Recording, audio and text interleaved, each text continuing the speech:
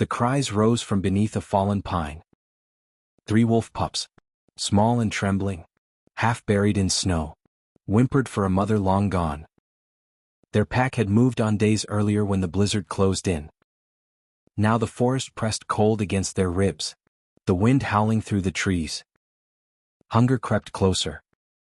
No one was meant to survive it. Above them, the pines groaned. Snow deepened.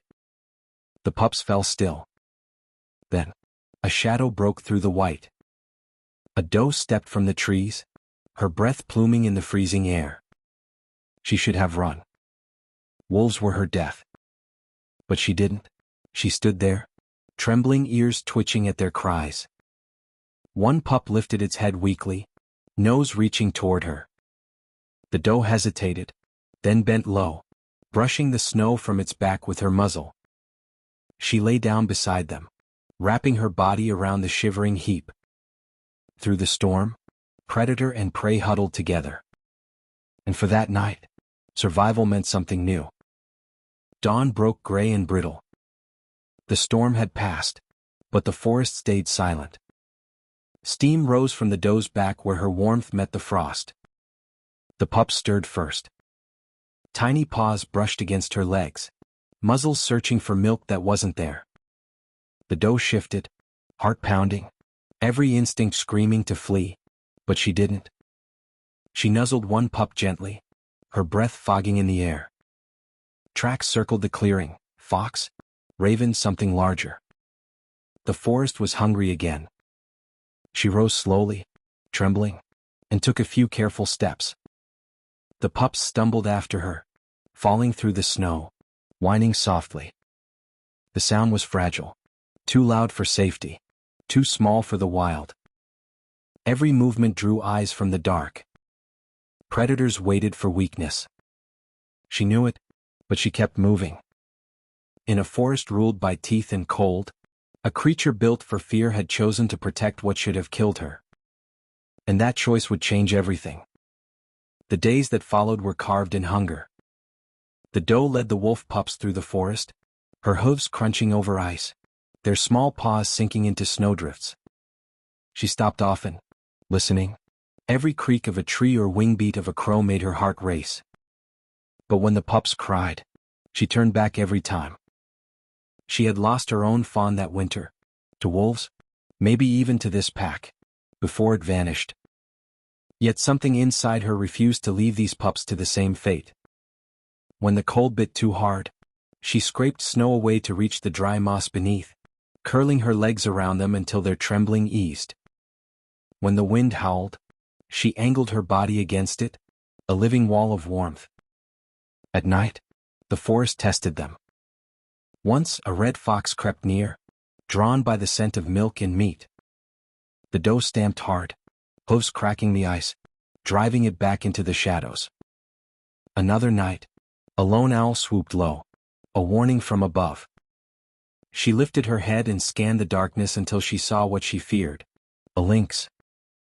The cat crouched low, its fur blending into the drifts. The pups whimpered, pressing closer. The doe's muscles locked, her breath short and sharp.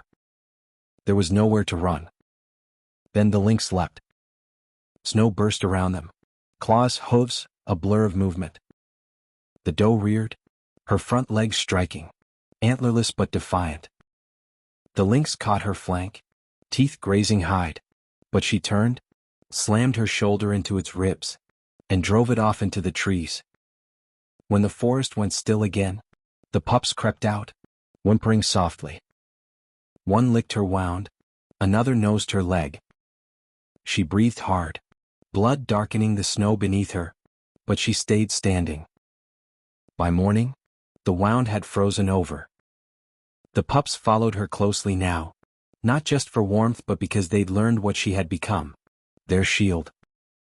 Each day, she led them farther from the valley of predators, toward the high ridges where the snow thinned and the trees broke open to the sky.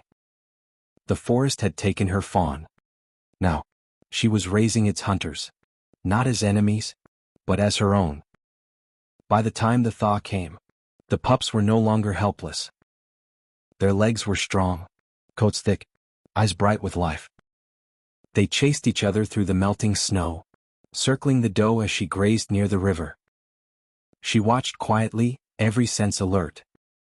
When one strayed too far, a flick of her ears brought it back. Words were never needed. Under her care, they'd learned her rhythm, how to move in silence, how to rest when the wind changed. And she'd learned theirs, a growl for danger, a glance for trust. By summer, they roamed farther each day, but always returned. They came back with full bellies or new scars, collapsing beside her until their breathing matched.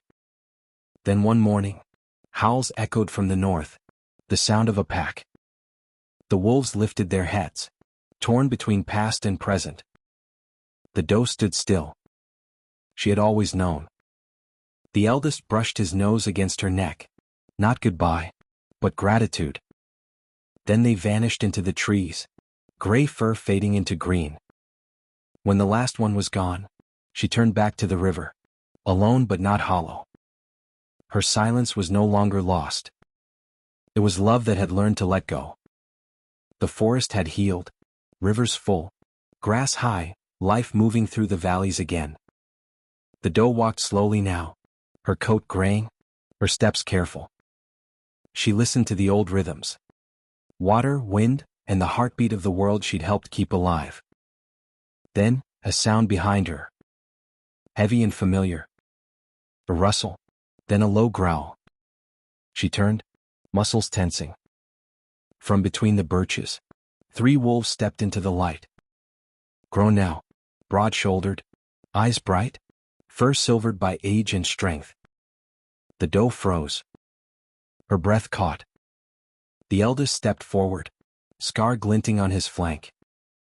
He stopped a few feet away, tail low and gaze soft. Recognition flickered. She lowered her head. He answered with a low rumble, once a sound of hunger, now one of belonging. Then a blur above the ridge. A mountain lion leapt from the cliff, claws bared, a streak of gold and shadow. The wolves moved first. The eldest lunged, slamming into the predator mid-air. Snow burst around them, the clearing alive with chaos, growls, snapping jaws, the heavy thud of hooves. The doe kicked hard, striking the lion's shoulder as it twisted free, only to meet the second wolf's teeth. The lion slashed wildly, catching fur in air. The wolves circled tighter, moving as one, a living wall of motion and sound. The youngest darted in, clamped its jaw around the lion's leg, pulling it down. The eldest struck again, a single decisive blow that sent the predator tumbling into the brush. Silence followed. The lion limped into the trees, beaten. The doe stood trembling but alive, surrounded by the very predators who had once been her children. They circled her, brushing against her sides, checking her scent, her breath, as she once had done for them. The wolves had come home, not as hunters, but as protectors. As dawn broke, they disappeared back into the forest, their shapes fading into gold. The doe watched until they were gone. Her heart was steady. The forest was whole again.